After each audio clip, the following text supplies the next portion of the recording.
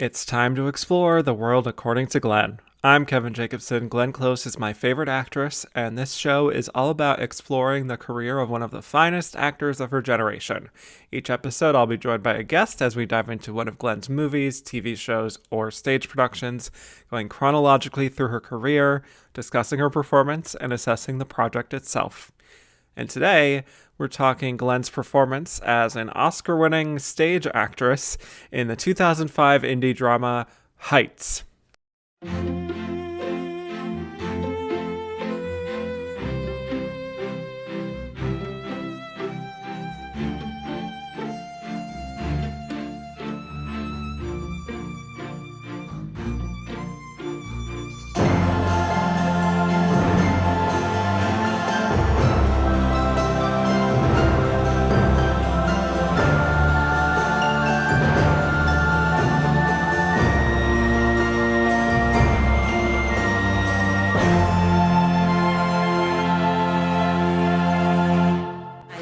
Eight-time nominee Glenn Close, motherfuckers. My guest today is a writer, director, and producer, Emmy-nominated co-creator of Pose. He was previously on the Reversal of Fortune episode of The World According to Glenn. He's back again here. Welcome back, Steven Canals. Hey, Kevin. Thanks for having me back. Yes, I'm so excited. We're now in the 21st century to talk about a movie that I feel like not as many people have seen compared to Reversal of Fortune, but also have, I think, a lot of things that we can say about it. To be honest, I haven't seen it in a while. Okay, well, there you go. It's been a minute. It's been a minute, yes. But before we talk Heights and Glenn, I have to ask my opening question, which is, since you are a returning guest, if you had the power to cast Glenn in a future film, what would that kind of role be? What kind of film are we looking at? Oof, that is a great question. I am a Glenn Close stan, and I am someone who still feels very strongly that she should have, at minimum, 2 Oscars on her mantle. Correct. I love her in Fatal Attraction, and I love her in Dangerous Liaisons. So I could make an argument for like 101 Dalmatians, and she's wonderful. I think she's a wonderful, fantastic actress, and it's wild that she doesn't have an Oscar. So my play, although we shouldn't approach art this way, but my play is to try to get her up on that stage. So Okay. I think in terms of a genre, I'm leaning into drama, but I think where our sensibilities are today, now in 2026, I want her to go for broke. So I think I would probably lean into wanting to craft a narrative that's maybe a little more psychological thriller, has a little bit of like that dark comedy edge. So for sure, I would want to have her in a film directed by someone like Yorgos Lanthimos, produced by Emma Stone. One of the thoughts that's coming to mind now is, this is spitballing, but maybe she plays like a clairvoyant who sees into the future, sees that the world's coming to an end. Everyone thinks she might be schizophrenic or insane. She's trying to get people to believe her, and no one does. Somewhere in that film, you want to give her a great monologue, a la like an Ellen Burstyn in Requiem for a Dream. Yeah, something that's fun and just lets her show her range. Wow. Well, I mean, you are in the industry, so like if you can help make that happen, that would be really cool. I love that idea a lot, actually.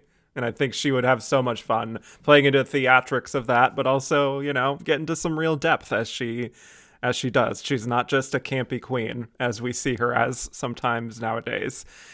So, but also there is a funny little meta added layer here of her being in a Yorgos movie, having been beaten at the Oscar by Olivia Colman in The Favorite, but that's I wasn't even thinking about that. Yeah, Honestly, that just wasn't even. Yeah, that just came to mind, but it's okay. Oh, Glenn, I'm sorry. That was No, it's not okay. like that wasn't I subtle shade in any No, way. no. I know. But listen, I'm sure she would love the chance to really chew into some of the Yorgos material. So love this. Manifesting someone, if not you. So Manifesting. yes. All right. So We're here to talk about Heights. This is an indie drama that, much like Glenn had done recently in films like Things You Can Tell Just by Looking at Her and The Safety of Objects, it's kind of about various characters whose lives are intersecting.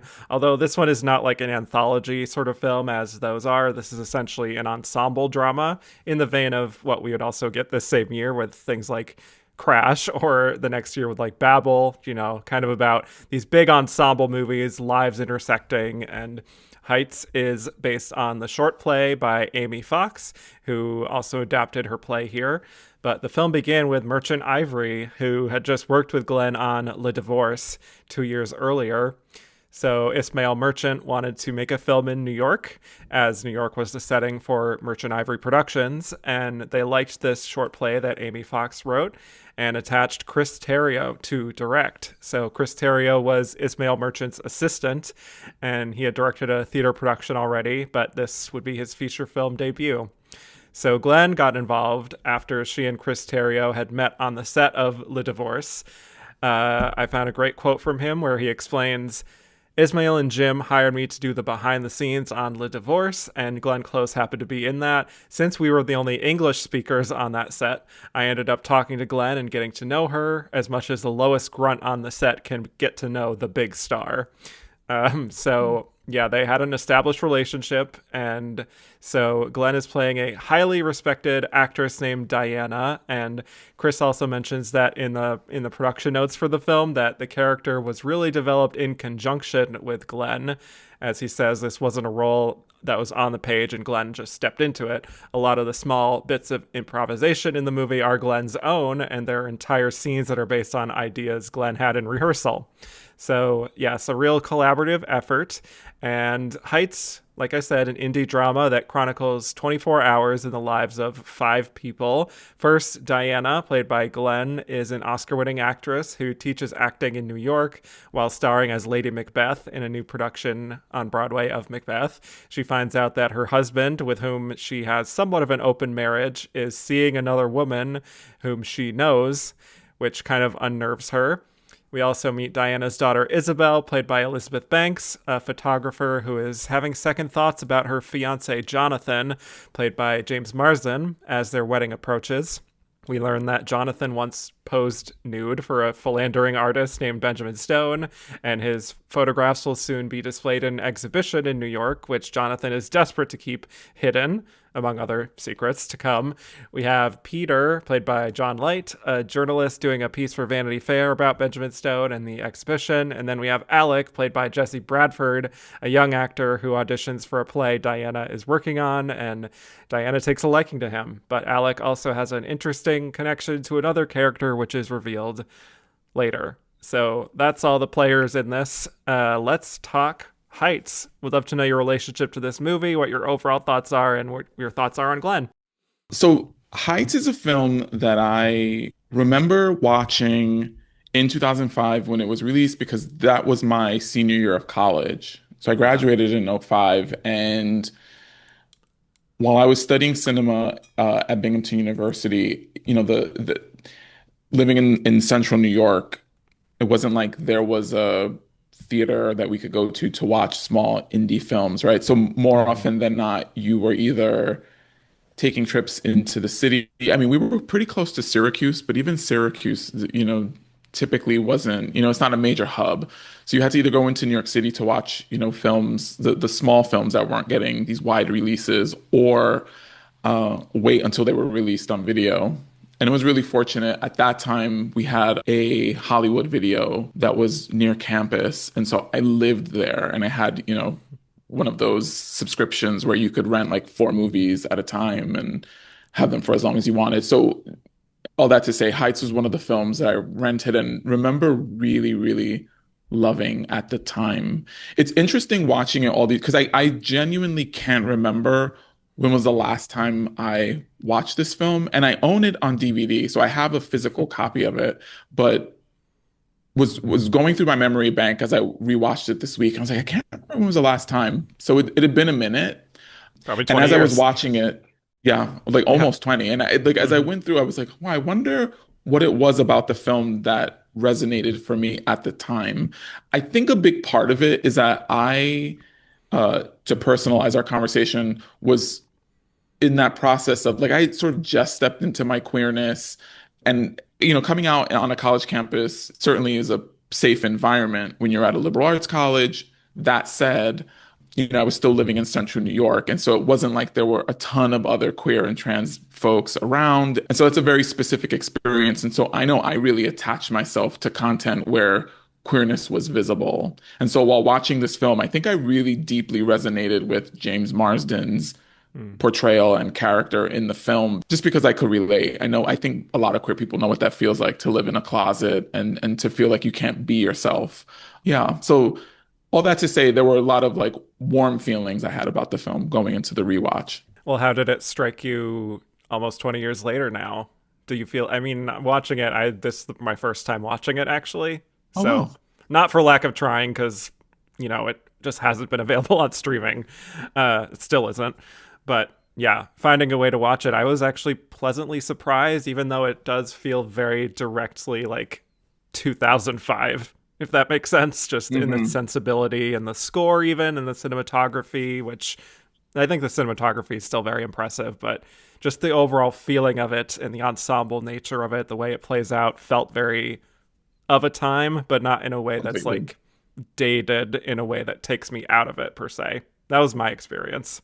Yeah, it's interesting what you're saying. I had a very similar experience where while watching it, it felt it's one of those films where I'm curious if you were to just get a group of people to sit and watch the film and ask them when do you think this movie was made, what they would say, and obviously, like having flip phones would give it away. But Yeah. but in that way, I think it felt it's interesting. I don't know that I would say it felt dated, but it definitely felt very reminiscent of the kind of films that we were seeing in the early aughts, right? Like Yeah. we were coming out of the heyday of Miramax and the independent cinema of the 90s. And like in the 2000s, that shifted. So we were just starting to see the beginnings of where we are today with like these big, massive, like popcorn movies dominating.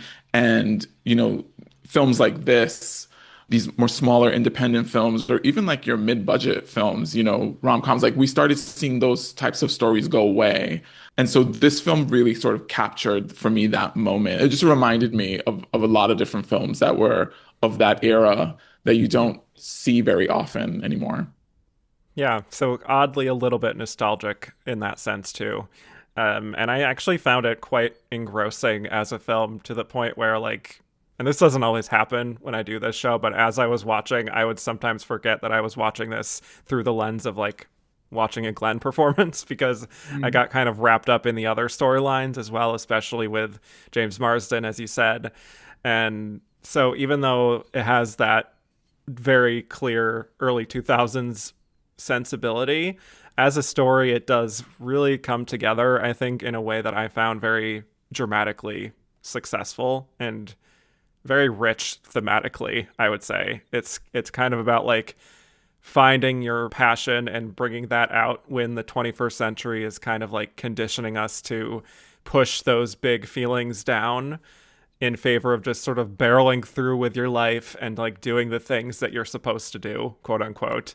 And we're seeing that in each of these storylines here, really, even with like Diana is just this incredibly uber successful actress who thinks she is living this happy, hardworking life, but she's also finding that her kind of arrangement with her husband is maybe no longer what she wants.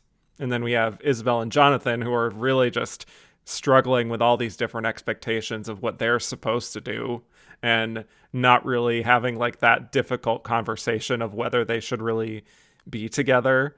And, you got Alec too, who shows a particular kind of passion in his audition that I think is striking to Diana. I don't know if the Peter character, like the journalist, really has that per se in my mind, but like, yeah, he does function somewhat in a way of like getting people to question things. So, yeah, and I just think this cast, especially Glenn, are really good at exploring the complexities of their characters and how, not to be cliche, but like how we tell ourselves stories in order to live. Yeah. What's really interesting is I don't remember feeling this way in my previous viewing of the film, but watching it again all these years later, I found myself curious about what a film would look like if we took some of these characters out of this film and just gave them their own story.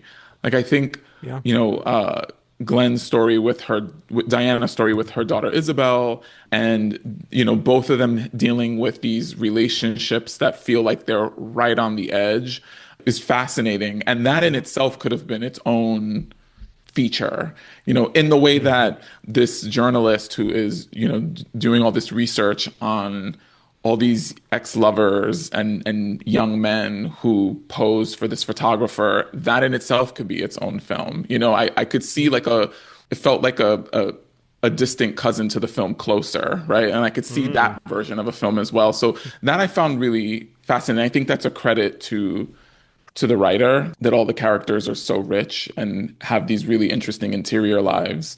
My only critique of the film would be it's very short. Yeah. And I Quick feel like 90 minutes. Hmm. we dip in and we dip out very quickly. It's interesting because our attention spans have definitely waned. But at the time, it's like, this film certainly, I could see adding an additional half hour to the film and really Yeah. beefing up some of the storylines. Hmm. Yeah. I mean, I think at the same time, it doesn't feel totally like anyone other than, I guess, Peter really is given short shrift per se in their storylines. I think they're all given good material. And to talk a little more about Glenn here, first of all, I do love this look for her with the long Mhm. dark hair, which I think really is like accentuating her facial features in a way that I think is kind of fun and flattering and not like we typically see from her. I just enjoy her look, her serving looks here. Serving. Hmm. It's fun, and I like that she also chooses to play Diana as someone who people really are taking seriously. Like she's not a caricature of like a diva theater actress per se. Like she is there to get down and dirty and like get to the heart of the matter and just do the work. I felt a little bit of like a Kate Blanchett kind of presence here where it's like it's this actor who is clearly really well respected, has won multiple Oscars as they say in the film, but also is not resting on their laurels at all. Like they still really want to challenge themselves and keep finding that passion.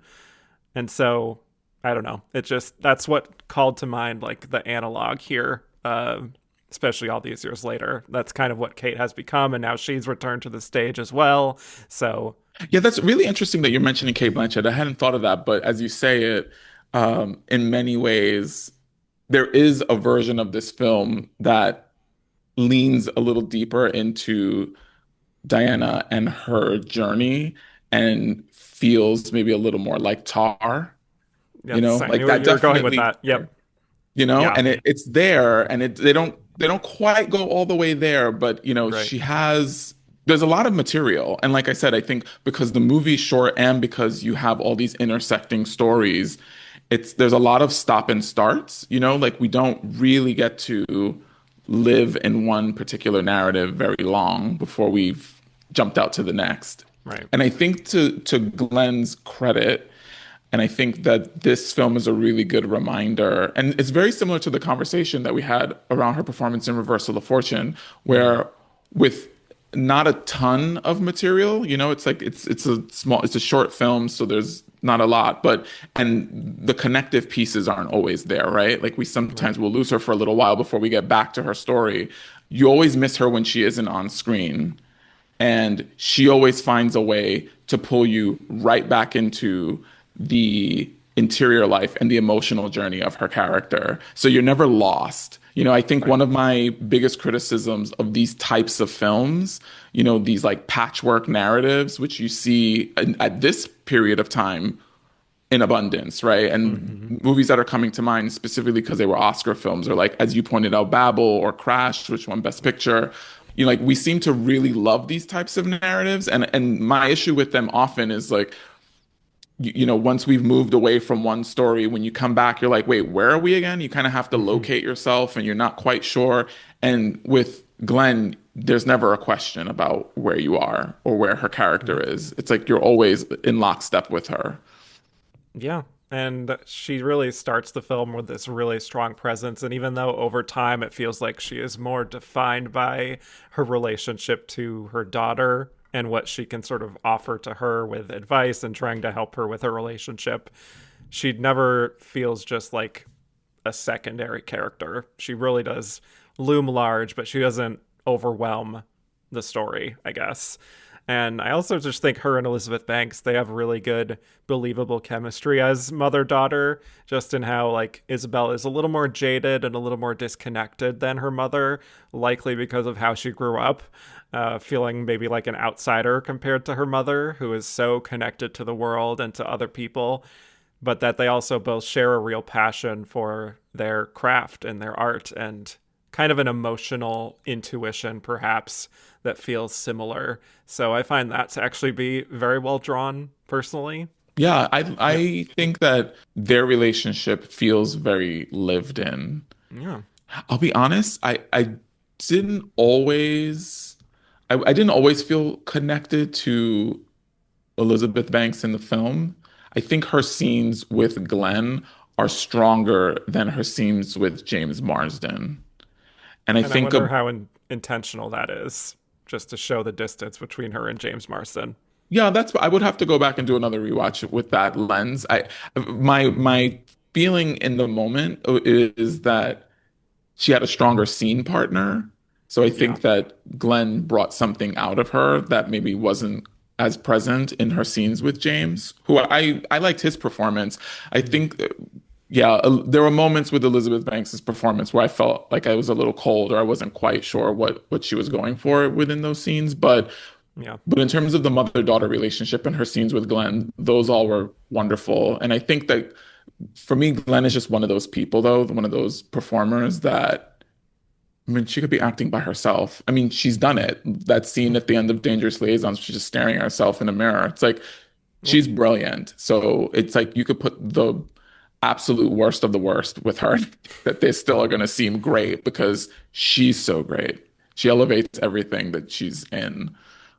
And this was Sure. another really great example of that. You know, it's like Yeah. she's so in the beginning of this film, so feral and alive, and she is sexy and she's commanding and she's direct and she says so much with just a glance.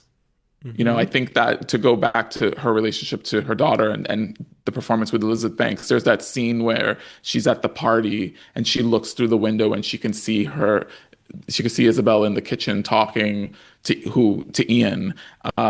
And she just, there's a look that she gives, and that look says everything that we need to know. And that is the brilliance of Glenn Close. Yeah. She can work that face like nobody's business. And I do love that first scene where we get that acting class and like one of them is like, I guess, like pulling out like a gun or something to heighten the drama of the scene. And she just enters from the stage and it's just like, you don't have to do all that. You got to bring out the emotions in their performance. As she says, this is Shakespeare, not the Sopranos. Um, and is telling them to feel the passion and goes into this great monologue about how people today are so tepid and like hesitant. Like, even if you were to find out, like, my husband is cheating, she would cry silently into her Starbucks soy latte. And she's speaking to something I think obviously very relevant to people at the time, but also no shade, but like to acting in general of the 21st century, how sometimes we have an approach that is a little more subtle in acting to the point of being a little muted, perhaps too much so, I would argue.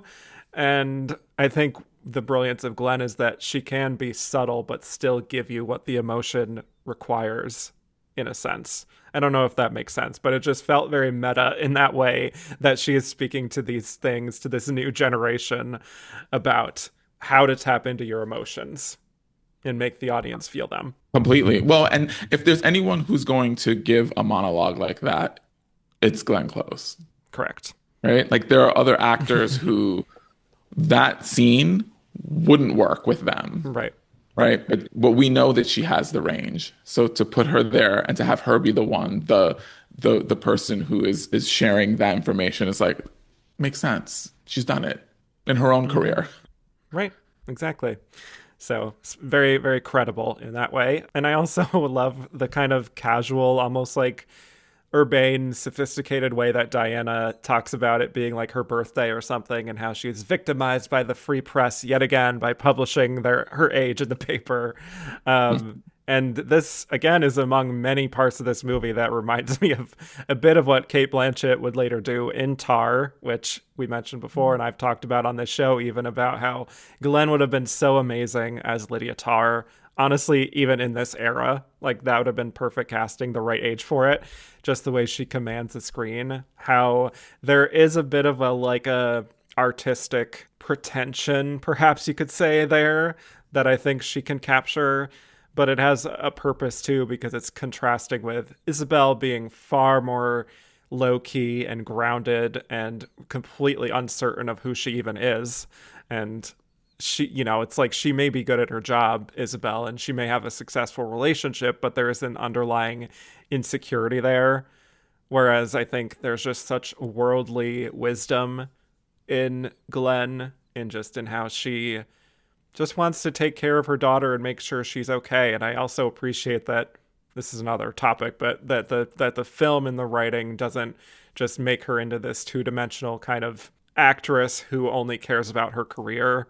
Like she is pulled away a lot by what she has to do in her job, but she also is there for her daughter whenever she can. Yeah, I think what you're speaking to is one of the things that I loved so much about this Mm, script and the story is that Diana's best role, I don't know if she would say it's her favorite, but certainly I think the role she feels like she's probably been the most successful at, or is working the hardest to be the most successful at, is mother. yeah. And that I really appreciated about the story, that Hmm. in spite of how incredible her career is and how revered she is, she's on the face of, you see her face on every single bus that goes by in every scene. She's on, the subway station posters.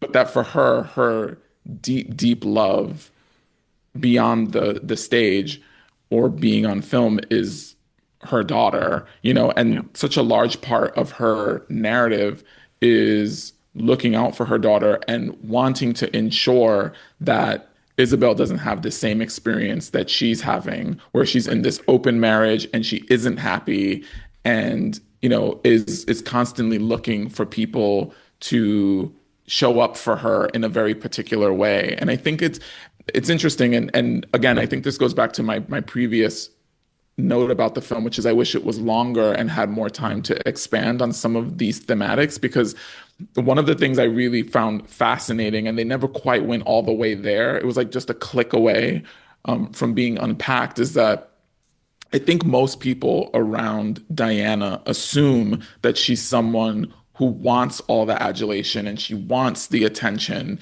And in reality, it's like she wants people to see her, right? Like she's in this relationship where her husband is, sleeping with a much younger woman, and her daughter is now forging her own life. And I think in a lot of ways, my perception of Diana is that she's someone who's like just hanging on to like the final vestiges of a life that she had created for herself. And now that's going away. And the only thing that's left is the love and the adulation that she's getting and adoration of being on stage and having people say, "Oh my God, you are this Oscar-winning actor and we love you." And I think that isn't enough for her. And I Right. wish that we had had enough time to really unpack what that looks like. Yeah. I think that's just the setup of the story being so centered around Isabel and Jonathan that we sadly don't have I mean, we should have the room to unpack that. Like you said, it could be a longer movie. But yeah, you wish it was there because she's obviously very capable of that. And I also want to unpack the stuff with Alec as well, who is this Jesse Mm. Bradford, this actor who is auditioning for Diana to be in a play that I think she's directing. Like she's doing a lot of different things. She's acting, she's directing, she's in Lady Macbeth on Broadway. Like it's a lot. Multi-hyphenate. Yeah, look at her. But, it's like she responds to something in him that is like I'm seeing that passion that I was longing for my acting students in a way. And she then is inviting him to a party that she is going to have that night. And he's kind of like, oh, I think I have plans or something. And she seems kind of like faux offended and surprised by his gall in a way. And just being like, this is a big opportunity. I'm like this, not to toot my own horn, but I do have power and I can introduce you to certain people. And I'm surprised in a way that you would kind of just turn that down because you vaguely say that you have plans. And I think there is, I don't know if I want to call it like a predatory element because that seems very too strong, but like as if she's kind of saying, well, if you want to move up in the world, you kind of have to take these opportunities when they're presented to you and sort of in this case do as I say. Essentially, like, you have to go to this party. And even though it's not like directly stated with the theme here, I think it does fall in line with the other storylines having to do with this like push and pull between how we communicate with each other, how people toy with each other's lives and emotions, and that like power dynamic, I think, is the kernel of what makes this so kind of transfixing for me. Yeah, it's interesting what you're bringing up because I don't know that I would have had this read 20 years ago, but certainly 20 years later, I do, which is I think there are multiple ways to read that moment. I think Yeah. that the film presents it in a way where we're supposed to assume, to your point, that there's almost this predatory, like she's perhaps a cougar and she's interested in this much younger man. And, Yeah. at that point in the story, we don't know that he's queer. But I think that to go back to the previous point I was making around her interior life and what it is that she's wanting, needing, looking for, I think there's also a way to read a much more generous version of that where, and maybe it's a little less dramatic, but she's looking for friendship. Like she's Yeah. looking for someone who to connect with, right? Because when you look at that scene when she's sitting with her, I think it's her assistant director, and they're talking about the different crew walking by, and he's telling her who is or isn't gay in the crew, right? And who Yep. is or isn't married. And there isn't a moment where she talks about Jesse Bradford's character in that way, right? It really is about their conversations are focused on his career, and Mm-hmm. making it out of this, what is it, the festival that he's part of, and The Fringe Festival. Yes. the Fringe Festival, and elevating himself to theater. Mm-hmm. But Right. I think that in many ways, she's someone who's searching. And once again, I think in a longer version of this story, we would be able to unpack exactly what he serves. Because in many ways, like narratively, he's kind of just a device, right? It's like he lives in the same building as her daughter, and there's that connection, and then obviously the jacket, and it all feels a little, as a friend of mine always says, it feels a little tiny town. you know, which Sure. is it's fine, it Yeah. serves its purpose. But I think that the Jesse Bradford character overall, I think beyond his connection to Jonathan, there was a lot more to unpack there, and I think he could have served a greater purpose, particularly when it comes to Diana's arc. Yeah. And it also speaks to maybe what you were saying about how what she's searching after is that idea of motherhood and just kind of helping to groom, sounds like a loaded word at the moment, but just like help these younger people to not make the same mistakes perhaps that she did, sort of thing. And that's kind of a purpose that he serves, as well as her daughter in a sense. So there's something there, I think. But there is also a scene where Diana and Isabel fight over how they disagree over their perspectives on relationships. Oh, yes. Also, I made a note of this too. In that scene, I always love, I don't know about you, but like whenever we're watching movies set in New York City, you can kind of quite plainly see when it was filmed because of like the advertisements all around. Hmm. So I did notice in that scene, Isabel walking by an ad for Gothica, the Yeah. Halle Berry movie that came out in 2003. So I'm like, oh, that's when that was filmed.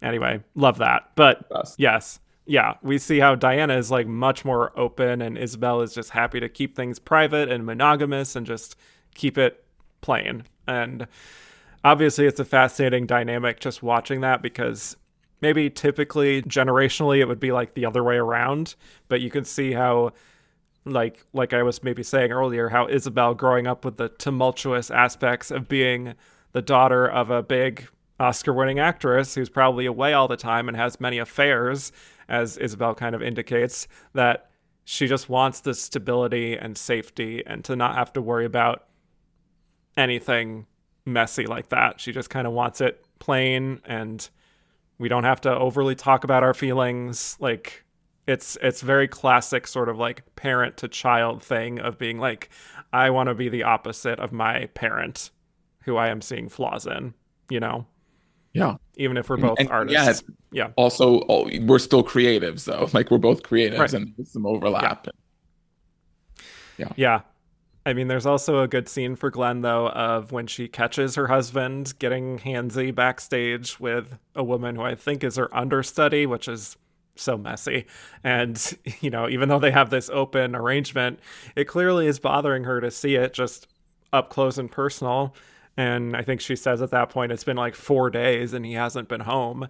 So there's a feeling, I think, from her that's like maybe she did enjoy the freedom of it at one point, and her husband clearly does too. But at a certain point, she expects him to come home to her, at least, you know, and she just, the way she kind of has that private moment to herself backstage, I think is beautiful, subtle face work once again that is reminiscent of that Dangerous Liaisons kind of like face drop moment of realizing, like, what do I do now?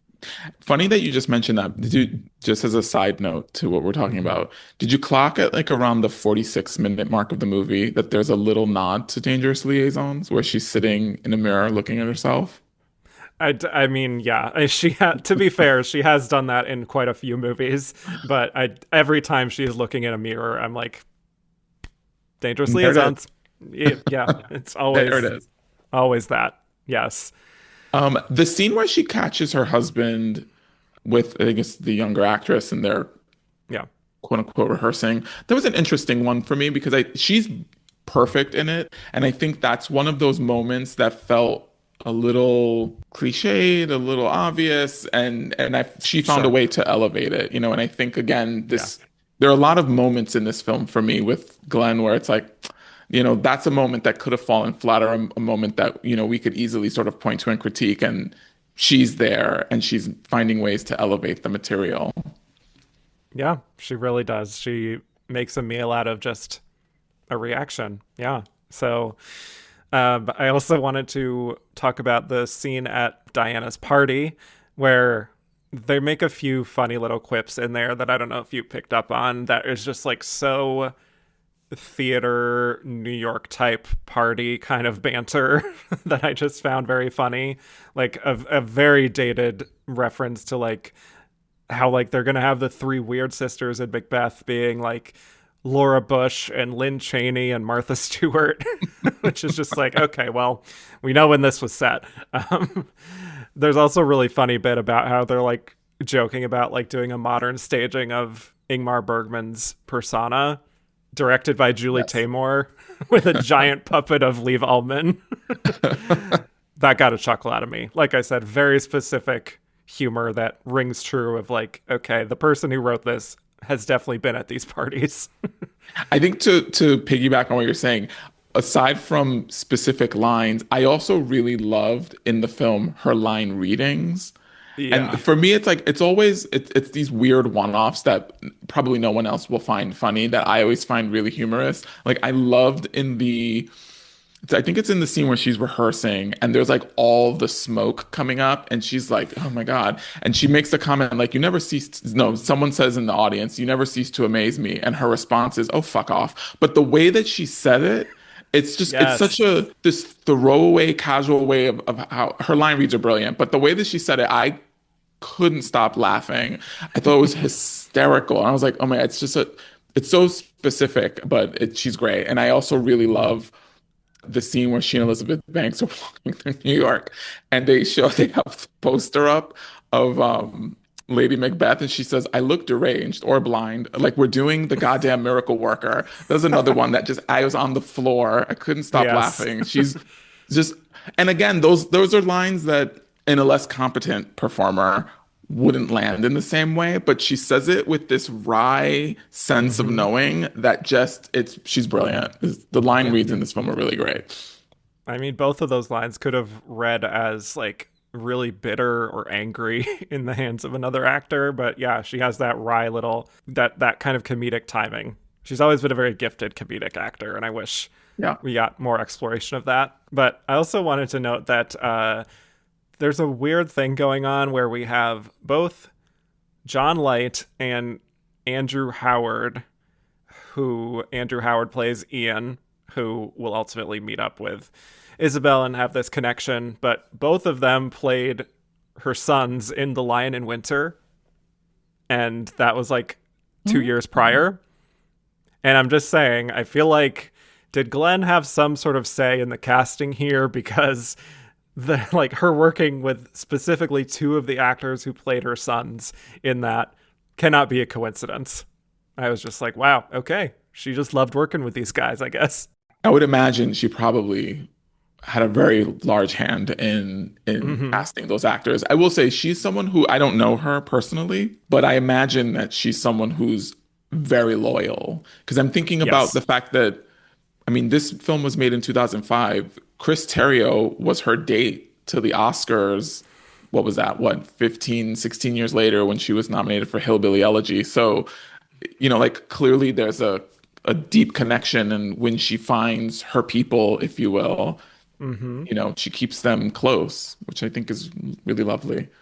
That is 1000% her. And like she has the same makeup and hairstylist, Marshall Corneval, that she's worked with for like decades and just does everything for her on every film. So yeah, she has her people. I think just to speak a little more to the Isabel and Jonathan stuff here, I think one of the key moments that I thought was a great piece of show not tell is when Isabel and Jonathan are fighting over her reconnecting with her ex, who is like possibly about to give her a job, but she doesn't know if she can do it because she has this wedding.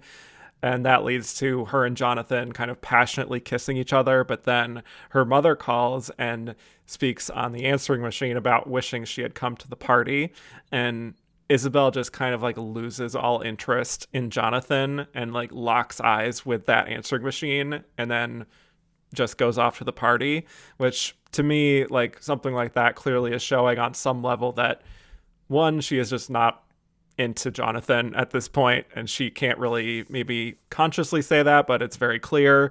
But also that she's still kind of that little girl at the same time who just kind of wants that connection with her mother that she may not have always felt growing up because of how she was pulled away for so long. So I think those little moments, they really kind of define these relationships really well without having to overly explain it.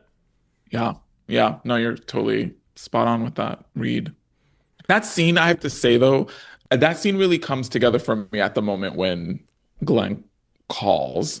And Yeah. there's a version of that scene that works without their moment prior. Like they don't Mm-hmm. have to be arguing. Like they could have just as simply been cooking dinner together, and mom calls and she's like, I gotta go. And he's like, you do this every time she calls. So the Right. the moment of the argument and then the kissing felt a little cliche to me. I was like, oh, we've For sure. seen this before. Like I would have I wish that there had been some other way into it, but I think that the scene ultimately is effective for all the reasons that you pointed out.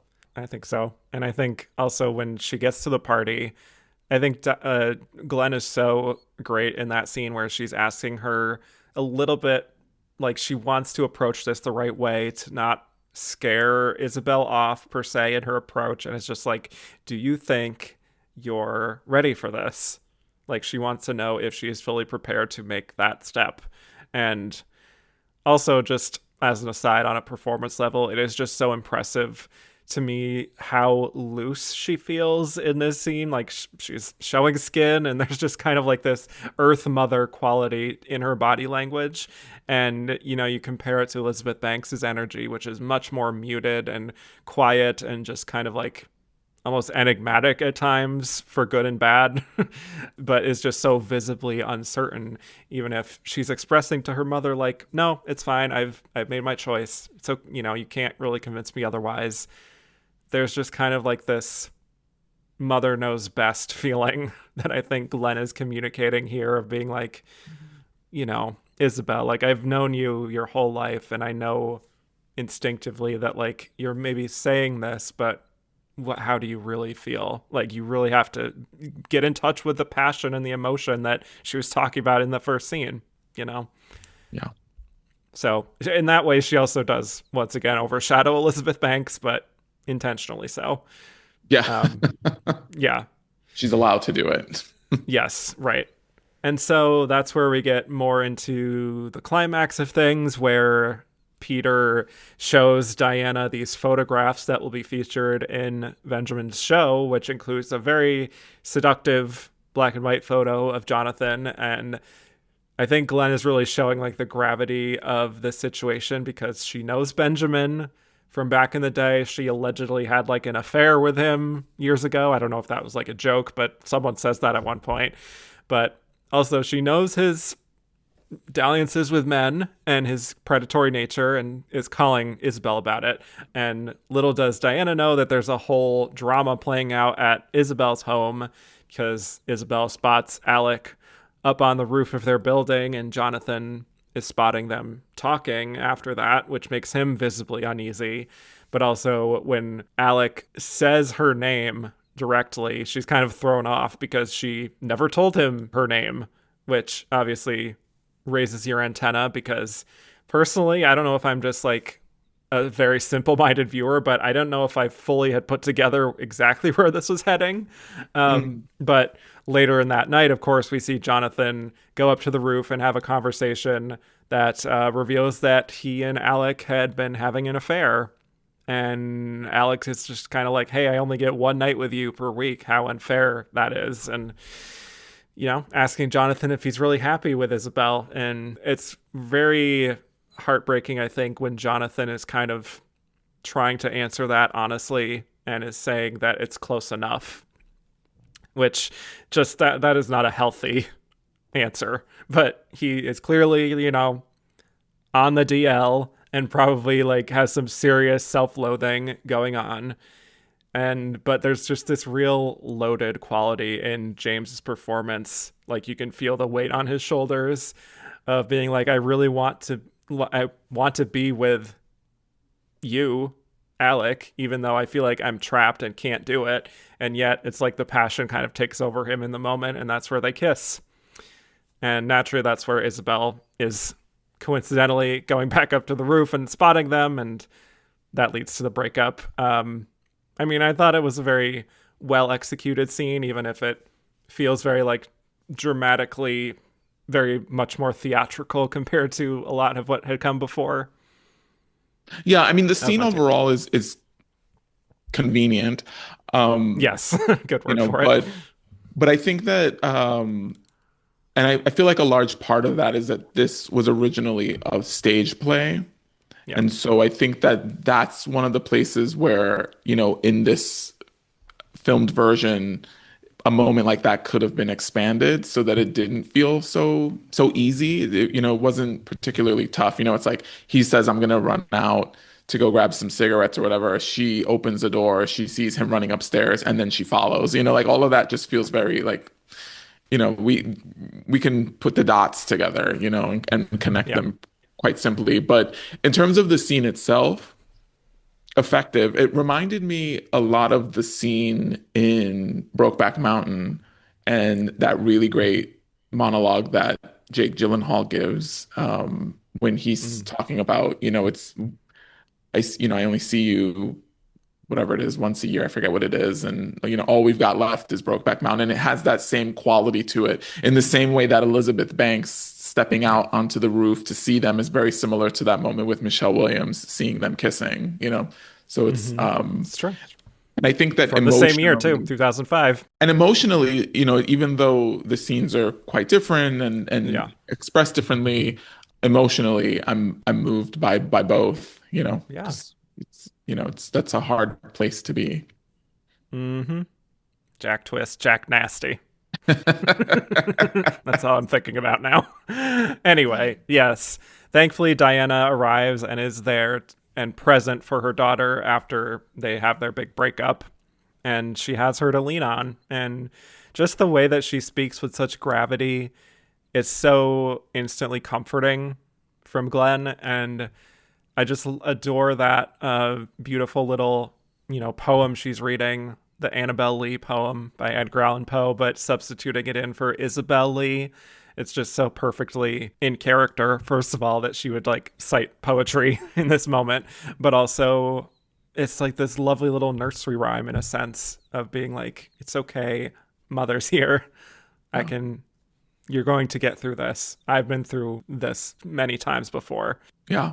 No, it's beautiful, and Glenn brings so much heart to the Yeah. moment. There's something about the visual of them just kind of sitting on those stairs together that's really lovely. And you, at least I came out of that scene feeling like, oh, they're gonna be okay.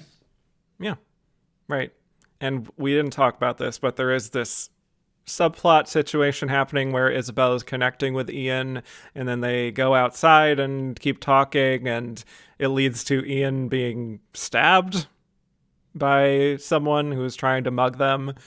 And he has to go to the ER for that. But the problem is she can't go in there because she never even got his name because she never asked. I felt like that was a little clumsy, to be honest, the way that all played out. I feel like we could have, I don't know, devoted a little bit more something to that to make it seem less awkward the way that it plays out. I don't know. It just didn't really sit with me well. I hear that. It definitely stepped on the energy of the moment. There was like Yeah, a for sure. very, like before sunset, before sunrise quality to those Very that. scenes between the two of them. Yeah.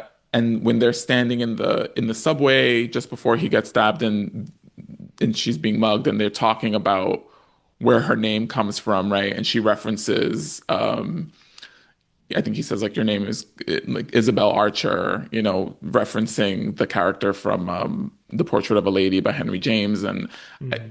I don't know, I really loved the what was happening there. Like it just there Yeah. was like an elegance to that connection between them, and that Hmm. moment sort of stepped on it. So for Yep. dramatic effect, I understand why.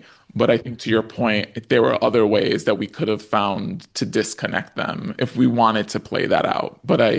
I think so. Um, but those are another two characters that, again, I think the way the film ends, it's like, oh, I want to see the romantic comedy version of where their life goes moving Yeah. forward. That's a very strange meet cute. It's like, oh, he got stabbed in a mug, and Hmm. I went and I Something to found tell the him. grandkids. Yeah. Yeah, but at the end, Isabel decides it's time to take that chance on love and goes to the ER. By the way, also, in that final scene, the receptionist sounded so familiar to me and looked so similar. Like I recognized something in her. And then when I was reading the credits, found out that it was Liza Colon-Zayas. Oh, Yeah. I didn't even recognize her. Yeah, me neither. But then there it was right at the end of the credits there. So nice early role for her. Future Yeah. Emmy winner. Um, We yes. love, we love Liza Cologne. She's great. Yes. One of our great journeyman actresses. Also, this cast was pretty stacked, I have to say, because you have Jim Yeah. Parsons in like this little Yep. small throwaway role. Mm-hmm. Isabella Rossellini has a moment. You're like, Yes. what? Like, how do you get these people? It's pretty great. Mm-hmm. Rufus Wainwright shows up in this Yes. movie as like one of the former people who was with Benjamin. Yeah, just a surprisingly stacked cast. Yep. Yeah, All right. Well, unless you have any other things we didn't mention, we can move on to the release of the movie. great. All right. So, Heights debuted at the 2005 Sundance Film Festival on January 24th. Sony Pictures Classics then acquired the film and released it in limited theaters on June 17th, 2005. It debuted at number 40 that weekend, but it was only in 7 theaters, to be fair. It then expanded to about 66 theaters. That was the peak of theaters in for this movie in July, so was not really a breakout hit. It ultimately made about $1.2 million in the US, 1.3 million overall. So a quiet release, you could say, and got pretty good reviews, but definitely not universal acclaim. The cast was praised. There was a little bit of criticism with the execution of the story. There was some feeling that it was a little bit low stakes in a sense, and a little bit listless at times. And so anyway, it didn't have a big awards campaign, but it did win one award at the end of the year at the Casting Society of America Awards. It won the Best Independent Feature Film Casting prize. So, pretty cool. In case you're curious, the other nominees in that category were The Ballad of Jack and Rose, P.S., Testosterone, and When Zachary Beaver Came to Town. So those are some titles. This is obviously a small release, but just any thoughts on why it may not have perhaps broken out in the way that we see like some Sundance movies do, especially in this era? I'm thinking of like a Little Miss Sunshine kind of thing. Obviously a very different movie, but this one didn't quite connect. Yeah, I think part of it might be the structure of the film. As I said, like these films that have these like patchwork narratives, like it's like unless they're really big prestige films that capture the zeitgeist in that way, again, like a Crash or a Babel, like they tend to sort of come and go. I also think the other thing is we have to look at when the film was released, which was 2005. So it came out the same year as Brokeback Mountain. And I think thematically, particularly like with the Jonathan story arc, there's some overlap there. And I think there were just other films that year that also were technically small indie films, right? Like Brokeback, for example, was a Focus film, and it went through the Sundance and all of the festival circuit, just like Heights did, and did capture the zeitgeist, right? Like everybody was talking about the gay cowboy movie before it ever actually came out, before we ever saw, at least that I remember, before we ever saw a trailer. I think that other films just kind of sucked all the air out of the room, and so it didn't leave a whole lot of space for a film like Heights to breathe. Yeah, and you're also thinking of other LGBTQ movies in that year of like Capote, which also obviously was a big art house hit, and even something as relatively small as Transamerica, which at least had the Felicity Huffman campaign going on there. Yeah. That, I think it was also probably a bit of a tough sell, to be honest, for like a mainstream audience. Elizabeth Banks and James Marsden were becoming like hot new things at the time, but weren't really like solo stars who could really carry a film on their own. Glenn is definitely a bit of a draw, but I think maybe her fans, just speaking very generally, probably skew a bit more traditional than what this film is offering. So maybe it just doesn't have quite the right hook for like a general audience, and also coming out in the summer, maybe wasn't the right season for it. Maybe something in the fall would make sense, but This film, it isn't, I enjoy it. I enjoyed watching it again, but it isn't provocative and it isn't noisy, right? So right. again, if there's another film that to me feels like there's some overlap thematically. So I'm thinking of Closer, right? Which I think was Right. like maybe a year or two later. It was actually 2004, so the Oh, year so the before. year before. Yeah. Yeah. But you look at Closer, for example, and like again, Yeah. like they just were going there. And I think the arc within Heights that I would point out where it was the place where they could have been really provocative and just it never quite took flight is the Yeah. whole arc with Peter and Jonathan and these photos, right? It all felt really neutered. And so I think Yeah. it needed to be noisier to grab attention, and because again, I think of a film like Junebug, for example, which I don't think is super provocative or noisy, but then you have that incredible performance from Amy Adams, right? And I think Right. Heights was a film that was small, quiet, and they never quite created enough space in any particular scene for any actor to really take flight, where you're like, oh, that's the moment, you know? Hmm. Yeah. Yeah. So I think that is more of a conversation about business side of like trying to appeal to audiences. I think as a film itself, just kind of taken on its own, I think it's still a very good movie. I think it could have been a great movie. And like you said, maybe go a little harder on certain things. Like even like sort of like you're saying, the fact that we barely even see the photographs is kind of Hmm. an interesting choice. So I feel like it's like obscured even a lot. So, just amp it up a little bit more. And I think perhaps it would have connected. But still, I would say worth watching. Yeah. Agreed. So let's get to our last segment where we're going to rate Glenn's performance on a very specific scale. So, thinking about her performance and where this sits in her career, would you say, with her performance as Diana, she is ready for her close up? Is it low Glenergy, close but no cigar, or because we now have secret categories that are new since you've been on last, Steven, we have serving in silence, which is to say delivering a great supporting performance, or Glennicent, meaning she is good, but the movie not so much. So any of those stick out to you for this, of those five Um, choices? I would say serving in silence. Okay. I think that it's a really great supporting turn. Here's the thing, and I enjoy Heights.